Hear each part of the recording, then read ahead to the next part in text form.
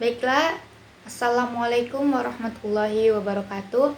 Saya Irma Indriani Teningrum dengan NIM 0104211017 ingin melampirkan tugas hadis tematik yang diampu oleh Bapak dosen Bapak Haji Muhammad Iqbal, yaitu membahas tentang metode hadis maudhu'i. Baiklah, selama beberapa menit ke depan saya akan membahas tentang metode hadis maudhu'i. Metode maudhu'i. Secara bahasa, kata maudhu'i berasal dari kata maudhu' yang merupakan isim maf'ul dari kata wada'a yang artinya adalah masalah atau pokok masalah. Kalau secara etimologi, berasal dari huruf ain, dot, dan waw yang berarti meletakkan atau merendahkannya. Sehingga kata maudhu'i merupakan lawan kata dari al-raf'u atau mengangkat. Kemudian secara terminologi adalah mengumpulkan hadis-hadis yang terpecah-pecah dalam kitab-kitab hadis yang terkait dengan topik tertentu, kemudian disusun dengan sebab-sebab munculnya atau pemahamannya dan dengan penjelasan dan pengkajian dalam masalah tertentu.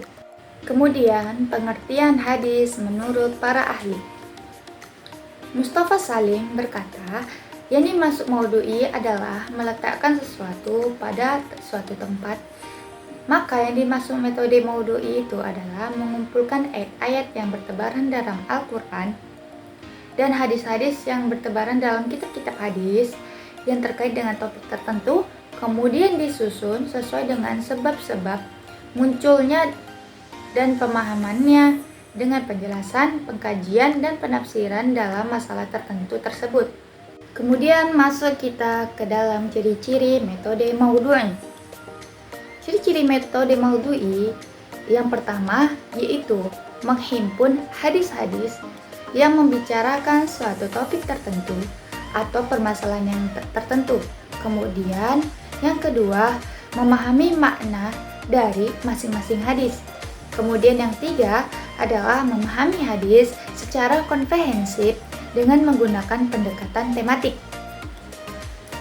Baiklah, masuk kita ke unsur-unsur metode maudhu'i.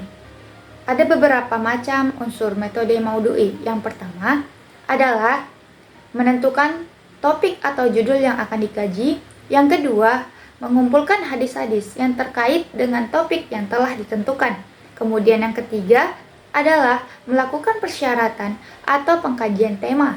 Yang keempat adalah memilih salah satu dari atau seluruh aspek ontologis, epistemologis, dan aksiologis yang terkait dengan tema.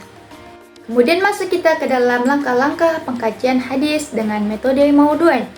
Oke, ada beberapa macam. Yang pertama, menentukan tema atau masalah yang akan dibahas. Kemudian, menghimpun atau mengumpulkan data-data hadis yang terkait dengan satu tema, baik secara lafaz maupun secara makna melalui kegiatan takhris al-hadis. Kemudian yang ketiga, melakukan kategorisasi berdasarkan kandungan hadis, memperhatikan kemungkinan perbedaan peristiwa urutnya hadis atau tanawu dan periwayatan hadis.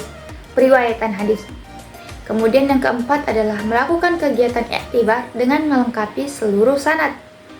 Dan yang kelima, melakukan penelitian sanad yang meliputi penelitian kualitas pribadi perawi, kapasitas intelektualnya, dan melakukan periwayatan yang digunakan. Kemudian masuk kita yang keenam adalah melakukan penelitian matan yang meliputi kemungkinan adanya ilat atau cacat dan syadz atau kejanggalan. Kemudian yang ketujuh adalah mempelajari tram-tram yang mengandung arti serupa. Kemudian yang kedelapan adalah membandingkan berbagai syarah hadis. Yang kesembilan adalah melengkapi pembahasan dengan hadis-hadis atau ayat-ayat pendukung. Yang kesepuluh adalah menyusun hadis penelitian menurut kerangka besar, konsep. Yang ke-11 adalah menarik kesimpulan dengan argumentasi ilmiah.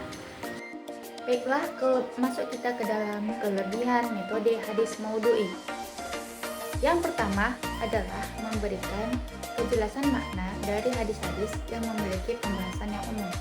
Seperti yang kita tahu bahwa sahabat-sahabat memiliki versi-versi tersendiri dalam menjelaskan hadis-hadis atau sabda-sabda Nabi terdahulu.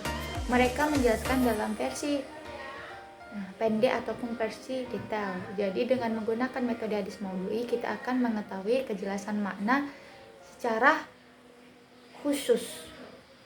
Dan yang kedua adalah dengan pelibatan semua hadis dalam kasus tertentu, para analisis dengan pendekatan induktif dapat menemukan makna jami atau kulli dari sejumlah hadis, yaitu dalam pembahasan hadis yang dijelaskan bahwa dalam hadis tertentu terdapat lafal yang bermakna jami.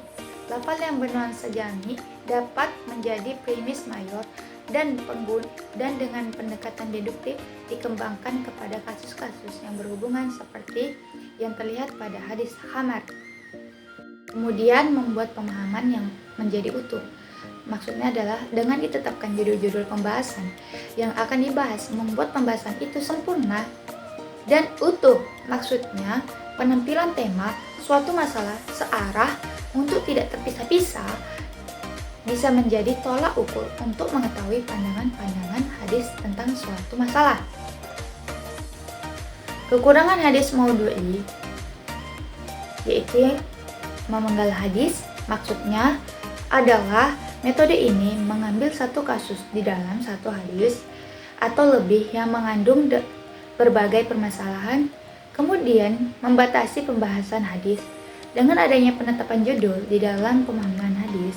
Maka dengan sendirinya berarti membuat suatu permasalahan menjadi terbatas atau hanya sesuai dengan topiknya saja. Kemudian masuk kita ke dalam kuis. Kuis pertama. Pertanyaannya adalah, apakah makna maudhu'i secara etimologi? A. Memanjangkan, B. Meletakkan, C. Pokok masalah. Apakah A? Apakah B? Apakah C? Ya, jawabannya adalah B.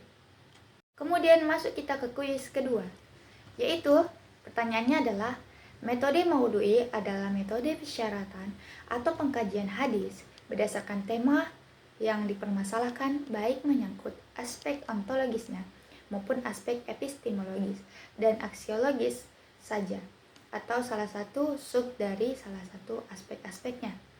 Berikut adalah pengertian hadis maudhu'i menurut A. Amar Zailani, B. Arifuddin Ahmad, C. Megawati Soekarno Putri, D. Al-Farmawati. Jawaban mana yang benar?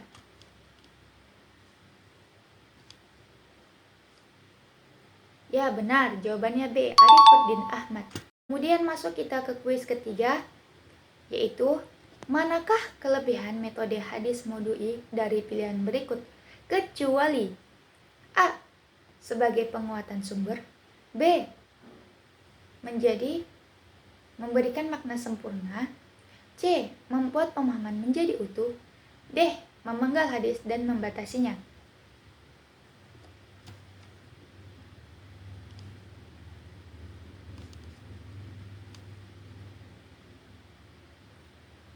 Baiklah, jawabannya ada benar. Jawabannya adalah D. Memenggal hadis dan membatasinya. Baiklah, sekian dari presentasi saya pada hari ini. Kurang lebihnya saya mohon maaf. Wabillahi taufiq wal hidayah. Assalamualaikum warahmatullahi wabarakatuh.